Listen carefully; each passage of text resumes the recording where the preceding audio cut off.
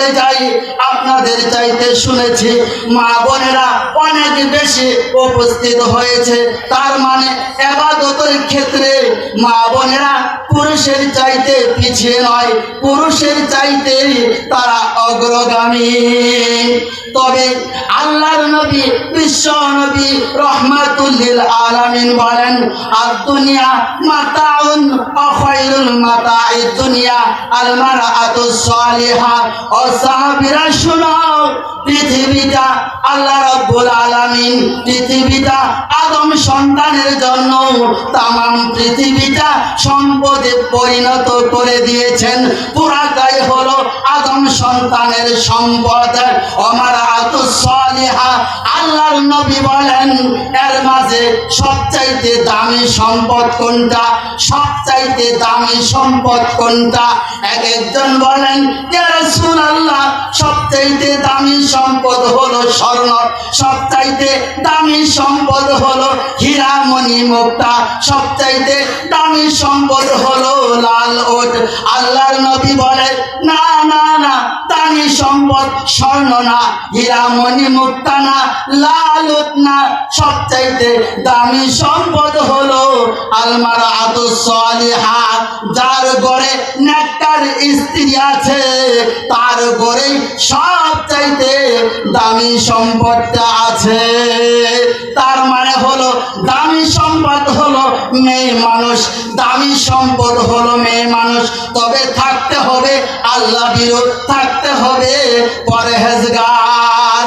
অন্যত হাদিসের মধ্যে বলা হয়েছে আল্লাহর নবী বিশ্ব নবী রহমাতুল লিল আলামিন বলেন, আল মারআতু সালাত খামসাহা ওয়া সামাত শাহরাহা ওয়া হাফিজাত ফারজাহা ওয়া আদাআত যাওজাহা কিলা লা দুখুলুল জান্নাহ মিন আইয়ি আবওয়াবিল জান্নাহ।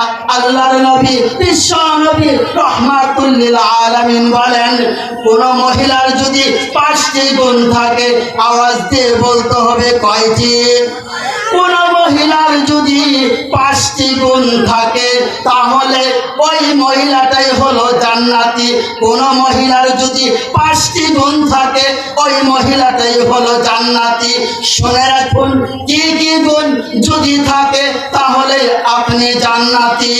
আল্লাহর নবী বলেন, আল মারআতু সালাতু খামসাহা, কোন মহিলা যদি 5 ওয়াক্ত সালাত টাইম টেবিল পড়ে, 5 ওয়াক্ত সালাত যদি সঠিক টাইমে যদি আদায় করে, 2 নাম্বার হলো ওয়াসামাত শাহরাহা, বছরে একবার সিয়াম আসে, যদি সিয়াম পালন করে, ও হাফিজাত ফারজাহা, 3 নম্বরে সে যদি নিজের যৌবনকে হেফাজত করে পরপুরুষের কাছে বিলিয়ে না দেয়, যদি ধৈর্য শক্তি দিয়ে নিজের হেফাজত করতে পারে, যৌবনের হেফাজত করতে পারে। 4 নাম্বার ওয়াদাআত যাওজাহা, যদি কোন মহিলা তার স্বামীর খেদমত করতে পারে, যদি স্বামীর সাথে ভালো আচরণ করে, স্বামী যদি সন্তুষ্ট হয়, আল্লাহর নবী বলেন কিলা লা দুখুলুল জান্নাহ, তাহলে ওই মহিলাটাই জান্নাতি।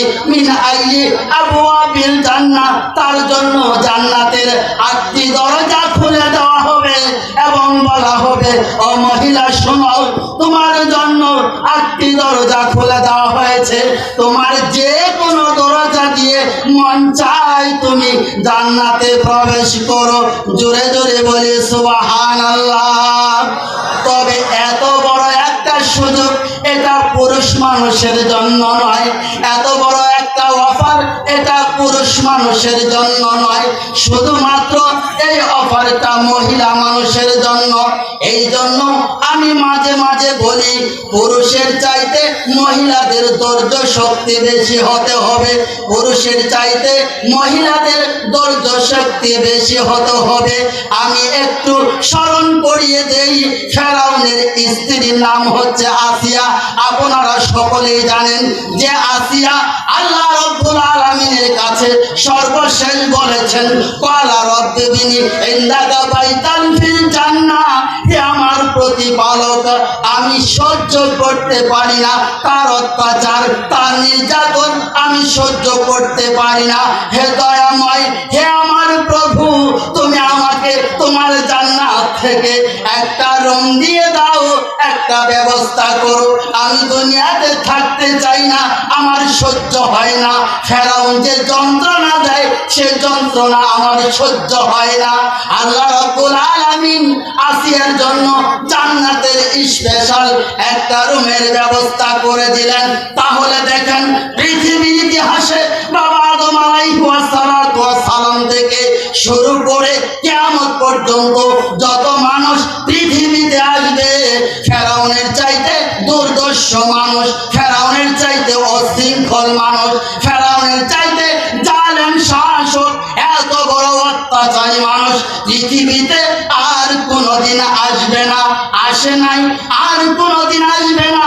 সেই ঘরে তার স্ত্রী হয়ে যদি দুনিয়া থেকে জান্নাত কামাই করতে পারে, আমি ছোট করে বলবো আপনার স্বামী কিন্তু ফেরাউনের মতো নয়, নমরুদের মতো নয়, হামানের মতো নয়, আবু জাহেলের মতো নয়। একটু ধৈর্য শক্তি থাকতে হবে, একটু ধৈর্য শক্তি থাকতে হবে, তাহলে আপনাদের জন্য জান্নাতে যাওয়া একেবারেই সহজ। এই সুযোগটা শুধু মা বোনদের জন্য আছে।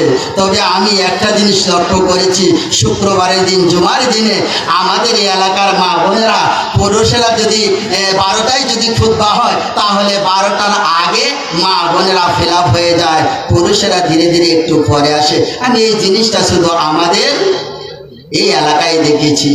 আলহামদুলিল্লাহ, আমাদের এলাকার মা বোনেরা আসলে অত্যন্ত ভালো, এরা অনেকটা এগিয়ে আছে, পুরুষের চাইতে ইবাদতের দিক দিয়ে এগিয়ে আছে। আপনারা এখানে যত মানুষ এসেছেন, তবে মহিলা প্যান্ডেলে মনে হয় জায়গা হচ্ছে না, কিন্তু এখানে এখনো মাঝে মধ্যে একটু ফাঁক আছে না? নাই, ফাঁক আছে, কিন্তু মহিলা প্যান্ডেলে কিন্তু ফাঁক নাই। এত কষাই কষাইয়া বসছেন, তারপরেও দেখা যায় জায়গা নেই বসার মতো। তাহলে